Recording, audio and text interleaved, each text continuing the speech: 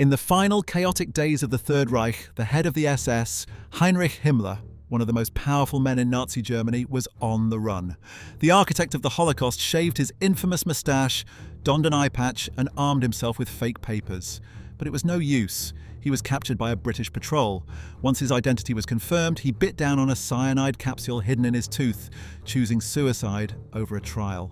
A final, cowardly escape from the judgment he knew was coming. Himmler wasn't the only one. Across the ruins of Germany, high-ranking SS officers took their own lives. But for the hundreds of thousands who remained, the men who ran the camps, commanded the death squads, and engineered the final solution, a new chapter was about to open. The world wanted answers, and it wanted justice. The first and most public reckoning took place in Nuremberg. The city where the Nazis had held their triumphant propaganda rallies would now be the stage for their downfall. Between 1945 and 1946, the world watched as the International Military Tribunal tried 24 of the regime's most important surviving leaders. In the dock sat Ernst Kaltenbrunner, the highest-ranking SS officer to face the court. As head of the Reich Main Security Office, he commanded the Gestapo and the entire security apparatus. The evidence against him was overwhelming. Prosecutors showed films from the liberated concentration camps, forcing the court and the world to witness the graphic truth of the atrocities committed under his command. Survivors gave harrowing testimony, painting a picture of the cold, bureaucratic machine of death that Kaltenbrunner directed. For the first time in history, national leaders were held personally responsible for war crimes, for starting a war, and for a new charge: crimes against humanity. The SS itself was officially declared a criminal organization, meaning that simple membership was now a crime. On October 1st, 1946, the verdicts came down like a hammer blow. 12 of the top Nazis, including Kaltenbrunner, were sentenced to death by hanging. Weeks later, the executions were carried out. To prevent their graves from becoming shrines, their bodies were cremated and their ashes secretly scattered in a small German stream. But this was only the beginning. The US held 12 more trials, prosecuting doctors behind monstrous medical experiments and the SS commanders of the Einsatzgruppen, the mobile death squads that murdered over 1 million people. Yet as the world's focus shifted to a new enemy, the Soviet Union, the drive for justice began to fade. Sentences were reduced, and by the 1950s, a shocking number of convicted war criminals were simply let out of prison. While the trials were underway, thousands of other SS officers were focused on one thing: escape. In the chaos of post-war Europe, a network of secret routes began to form. Whispered about in back alleys and rectories, they came to be known as the ratlines. These were not a single system, but a messy web of connections leading from Germany and Austria, south through Italy, or west through Spain. The final destination was often South America, especially Argentina, where President Juan Perón's government was openly sympathetic. He called the Nuremberg trials an insult to military honor and ordered his diplomats to help wanted men escape, hoping to recruit Nazi scientists and military experts. Shockingly, some help came from within the Catholic Church. Priests like Bishop Alois Hudol, an outspoken Nazi sympathizer in Rome, used their positions to give fugitives money, shelter, and fake ID papers. With these documents, sometimes issued by the Vatican's own Refugee Commission, fugitives could get travel papers from the Red Cross, an organization too overwhelmed to check every story. Some of the most notorious men in history used these routes to vanish. Adolf Eichmann, the logistician of the Holocaust, simply walked away from American custody.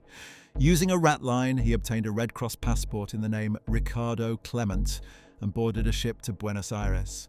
Josef Mengele, the angel of death of Auschwitz, also escaped to Argentina, living out the rest of his life in South America, never facing a courtroom.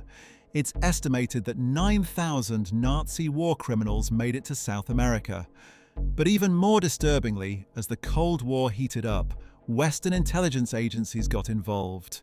In a cynical trade, US intelligence used a ratline to help Klaus Barbie, the brutal butcher of Lyon, escape to Bolivia. The price for his freedom? He became their anti-communist informant. The expertise of a war criminal had suddenly become more valuable than justice. As official efforts wound down, a new kind of warrior stepped up: the Nazi hunter. Often private citizens, many of them Holocaust survivors, they refused to let the world forget. The most famous was Simon Wiesenthal. A survivor who lost 89 members of his own family, he dedicated his life to a simple, powerful motto: justice, not vengeance. For decades, he painstakingly gathered tips and chased down leads, ultimately tracking down some 1,100 Nazi criminals. He found Franz Stangl, the commandant of the Treblinka and Sobibor death camps, hiding in Brazil. He found the Gestapo officer who arrested Anne Frank working as a police inspector in Austria. But the most dramatic capture of all was the work of Israel's intelligence agency, the Mossad. Their target was Adolf Eichmann. In 1957, they were tipped off that he was hiding in Argentina. After years of surveillance, they located Ricardo Clement living in a modest house on Garibaldi Street. Prime Minister David Ben-Gurion knew an extradition request would fail. He authorized a kidnapping. On the evening of May 11, 1960, a Mossad team grabbed Eichmann off the street. They held him in a safe house for 9 days, where he confessed his identity, before smuggling him out of the country on an El Al flight, drugged and disguised as an injured crew member. On May the 23rd, Ben-Gurion stunned the world. Adolf Eichmann was in Israeli custody. His trial in Jerusalem was broadcast globally. For the first time, Holocaust survivors were given a world stage to tell their stories. It wasn't just about Eichmann, it was about educating a new generation on the horror of the final solution. Found guilty, Eichmann was hanged on June 1st, 1962, the only person ever executed by the State of Israel. The masterminds were tried and the infamous were hunted, but what about the vast majority of the SS, the hundreds of thousands of lower-ranking officers, guards and bureaucrats? Their story is far less dramatic and far more unsettling. Immediately after the war, the Allies began denazification, meant to purge German society of all Nazi influence. SS members were automatically arrested and held in camps for screening, but prosecuting over 800,000 men was an impossible task. As the Cold War intensified, the Allies' priorities changed. They needed a stable West Germany as an ally against the Soviets, and a painful, prolonged purge stood in the way. The new West German government, under Chancellor Konrad Adenauer, also wanted to move on. Adenauer argued for integrating former Nazis, not punishing them. Speaking of his own chief of staff, who had helped write the notorious Nuremberg race laws, Adenauer famously said, "You don't throw out dirty water as long as you don't have any clean." By 1951, West Germany had ended denazification and passed amnesty laws. The result was stunning. A 1957 investigation found that 77% of senior officials in the West German Ministry of Justice were former Nazi Party members. Former SS men became police officers, politicians, and businessmen. Reinhard Gehlen, a Nazi intelligence chief, was hired by the Americans to run an anti-Soviet spy network, later becoming the head of West Germany's Foreign Intelligence Agency. A veterans association for former Waffen-SS members even formed, successfully lobbying for state pensions. For decades, a deep silence fell as hundreds of thousands of men who helped run the Nazi regime simply melted back into the nation they had driven into ruin. Justice is a long and often unfinished story. If you want to explore more complex stories from this era, make sure to subscribe and hit the notification bell. And tell us in the comments, what other part of the aftermath of World War II should we look into next? So, what happened to the SS officers after the war? There is no single answer.